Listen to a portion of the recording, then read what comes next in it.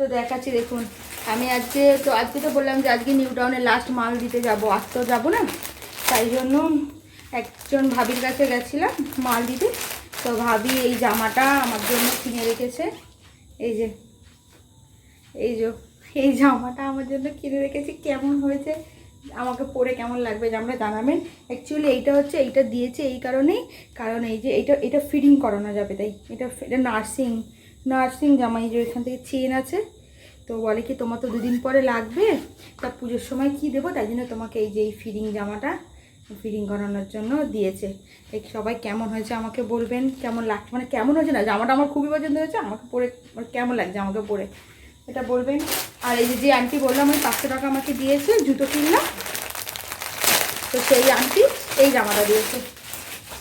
Aunty আমাকে প্রতি বছর শাড়ি দেয়, জামা দেয়, কিছু না কিছু দেয় পুজোর সময়।